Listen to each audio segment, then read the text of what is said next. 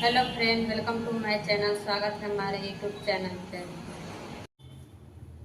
तो दोस्तों, आज हम शेयर कर रहे हैं एक बहुत ही डिलीशियस और बहुत ही टेस्टी बिल्कुल नए नाश्ते की रेसिपी, जिसे हम ब्रेड और आलू से बनाएंगे, जिसमें आपको समोसे और कचौड़ी का दोनों का टेस्ट मिलेंगे। तो बहुत ही क्रिस्पी बनके तैयार होता है। तो चलिए बनाना शुरू करते हैं।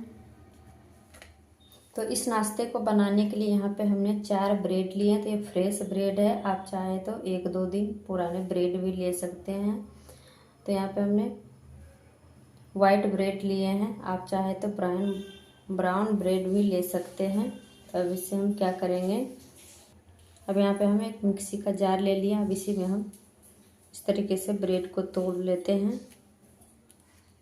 तोड़ तोड़ के हम मिक्सी का जार में डाल देते हैं। तो यहाँ पे हमने ब्रेड को तोड़कर डाल दिए हैं। अब इसे हम ग्राइंड कर लेते हैं। तो इस तरीके से हम ब्रेड कम से बनाकर तैयार कर लिए हैं। अब इसे हम एक बर्तन में निकाल लेते हैं। तो यहाँ पे हम एक बड़ा सा बर्तन ले लिए। अब इसी में हम निकाल लेते हैं।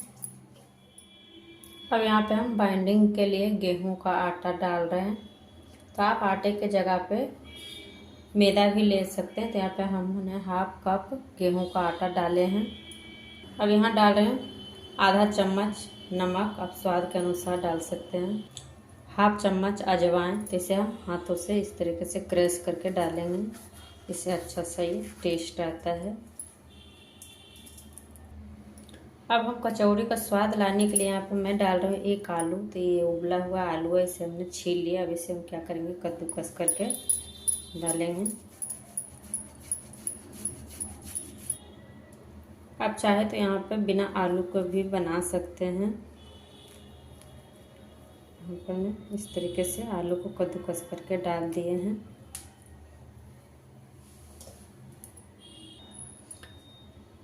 अब यहाँ पे हम सारी चीज़ों को हाथों से मिक्स कर लेते हैं। तो यहाँ पे हमने सारी चीज़ों को अच्छे से मिक्स कर दिए हैं। तो अच्छे से मिक्स हो गया। अब यहाँ पे हम क्या करेंगे, थोड़ा थोड़ा पानी डालकर इसे डो लगा लेते हैं। जिस तरीके से हम पूड़ी या पराठे के लिए आटा लगाते हैं, उसी तरीके से हम इसे लगाएंगे, ज़्यादा मुलायम नहीं करेंगे। तो यहाँ पे हमने आटे को इस तरीके से सख्त सा डो लगाकर तैयार कर लिए हैं। अब इसके लिए हम स्टफिंग बना लेते हैं। तो स्टफिंग बनाने के लिए यहाँ पे हम लिए हैं आधा कप बारीक कटा हुआ हरा धनिया। अब इसी में हम डालेंगे 1 बारीक कटा हुआ हरी मिर्च और 1 बारीक कटे हुए लाल मिर्च। अब यहीं पे हम डाल रहे हैं 1/2 चम्मच चाट मसाला पाउडर, 1/4 चम्मच हम काली मिर्च पाउडर डालेंगे।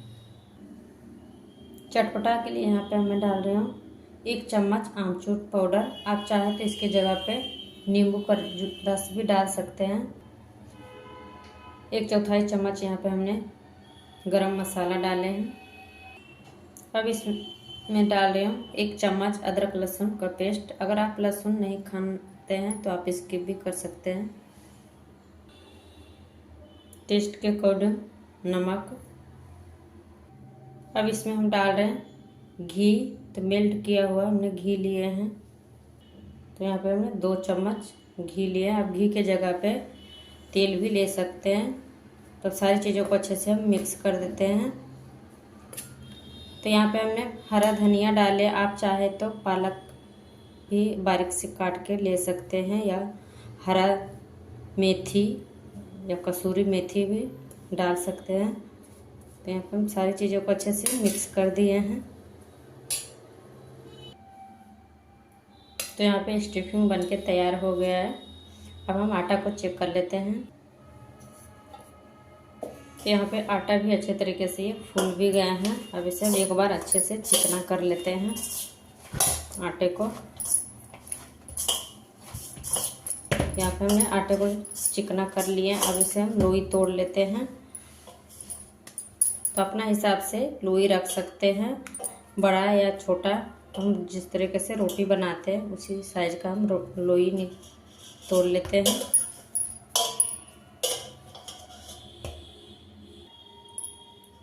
तो यहाँ पे हमने सारे लोई बनाकर तैयार कर लिए हैं। अब हम क्या करेंगे, अब एक लोई लेंगे हम इस तरीके से सूखे आटे में, इस तरीके से लोई को डाल लेते हैं सूखे आटा। अब इसे हम बेल लेते हैं रोटी की तरह। इस तरीके से हमें चॉपर बोर्ड पे रख के इसे रोटी की तरह हम बेलेंगे।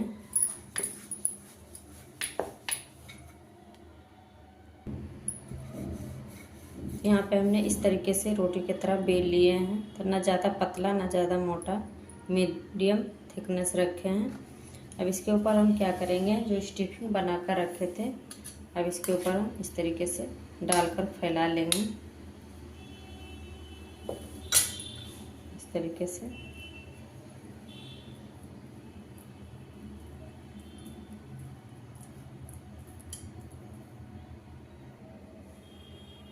तो यहाँ पे हमने रोटी के ऊपर सारे जगह इस तरीके से स्टफिंग को लगा दिए हैं। अब इसे हम क्या करेंगे, इस तरीके से फोल्ड कर लेते हैं। तो कितने आराम से इस तरीके से मुड़ गया है। अब इसे हम इस तरीके से हल्के हल्के दबा देते हैं।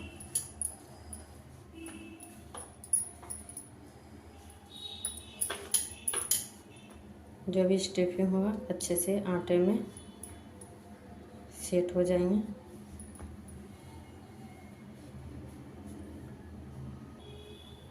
तो यहाँ पे हमने इस तरीके से मोड़ लिया। अब हम क्या करेंगे, इस चाकू लेंगे और इस तरीके से बीच से कट कर लेंगे, इस तरीके से।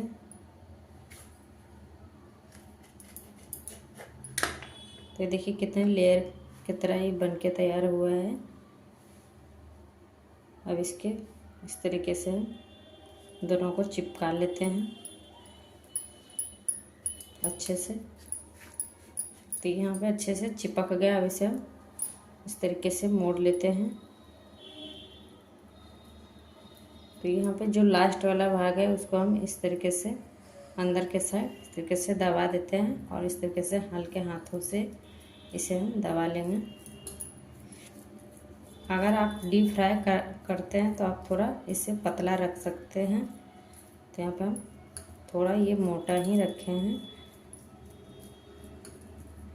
तो देखिए एक बनके तैयार हो गया है।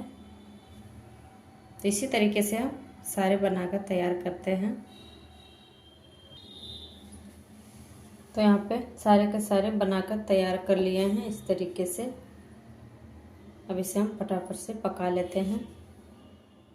तो यहाँ पे चूल्हे पे हमने पहले से तेल गरम होने के लिए रख दिए थे 2 बड़े चम्मच। अब इसमें हम एक एक करके नाश्ते को डालते जाएंगे। तो एक बार में जितना आएगा उतना ही हम इसे फ्राई करेंगे तरीके से। तो एक बार में नहीं आ रहा है तो इसे हम 2 बार करके फ्राई करेंगे। तो इसी तरीके से 1 से 2 मिनट तक एक साइड पकने देते हैं। उसके बाद हम उल्टेंगे पलटेंगे। तो यहाँ पे एक साइड पकते हुए 2 मिनट हो गए, इसे हम पलट देते हैं।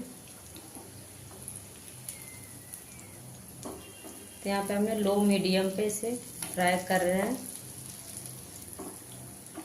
लो मीडियम पे अच्छे तरीके से ये पक जाते हैं। हाई फ्लेम पे क्या होगा, ये जल्दी से ये जलने लग जाते हैं और अंदर से कच्चे रह जाते हैं। इस तरीके से पलटते से पका लेते हैं। तो यहाँ पे लो मीडियम पे दोनों साइड पलटते हम गोल्डन ब्राउन होने तक तो हमने फ्राई कर लिए हैं। अब इसे हम निकाल लेते हैं। तो दोनों तरफ से अच्छे से कलर आ गया है।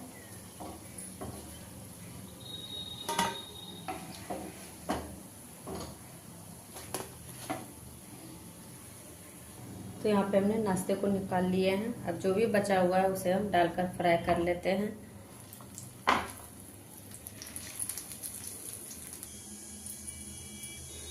तो यहाँ पे सारे नाश्ते बनके तैयार हो गया है। कुछ तरीके से दोनों साइड अच्छे से फ्राई हो गए थे।